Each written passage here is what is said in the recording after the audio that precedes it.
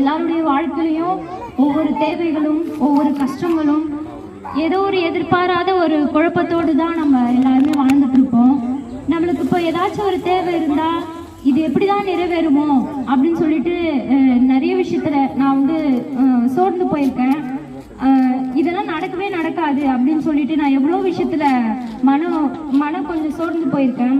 அந்த நேரத்துலலாம் போய் முழங்கால் படிட்டு, அப்பா எனக்கு இது வேணும்ப்பா, எங்களால் இது செய்ய முடியாது, ஆனால் உங்களால் எல்லாமே முடியும் அப்படின்னு சொல்லிட்டு முழங்கால் படிட்டு அவர்கிட்ட கேட்கும்போது அவர் நினைச்சு பார்க்காத பெரிய அற்புதங்களையும் அதிசயங்களையும் எங்களுடைய வாழ்க்கையில செஞ்சிருக்காரு.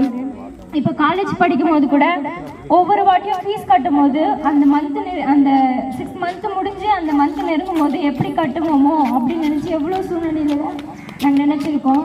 ஆனால் கர்த்தர் பெரிய அற்புதமாக எனக்கு ஏதோ ஒரு யார் மூலியமாச்சும் ஒரு ஸ்காலர்ஷிப்பாக இருக்கட்டும், இல்லை மற்ற எல்லா தேவைகளாக இருக்கட்டும், அவர் பரிபூர்ணமாக சந்திச்சாரு. இந்த வாட்டி ஃபீஸ் கட்டும் போது கூட எவ்வளோ அலைஞ்சேன். அந்த ஃபீஸ் ரெடி பண்ண முடியாமல் அந்த நேரத்தில் 2 பேருமே, எங்கள் அக்காவுக்கும் ஃபீஸ் கட்டணும், எனக்கும் ஃபீஸ் கட்டணும், 2 பேருமே ஃபீஸ் கட்ட முடியாமல் ஒரு சூழ்நிலை.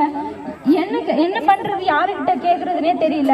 அந்த நேரத்தில் முழங்கால் படிக்கிட்டு, அப்பா இந்த ஃபீஸ் எப்படியாச்சும் கட்டுங்கப்பா, நான் படிக்கணும், எனக்கு உதவி செய்யுங்கன்னு ஒரே ஒரு வார்த்தை தான் கேட்டேன். அடுத்த நாள் நான் காலேஜுக்கு போகும்போது உனக்கு ஒரு ஸ்காலர்ஷிப் வந்திருக்குமா, அந்த ஸ்காலர்ஷிப்பில் நீ பாதி ஃபீஸ் கட்டினா போதும் அப்படின்னு சொல்லும் போது அந்த நேரத்தில் நான் உண்மையான அவருடைய அன்பை புரிஞ்சுக்கிட்டேன்.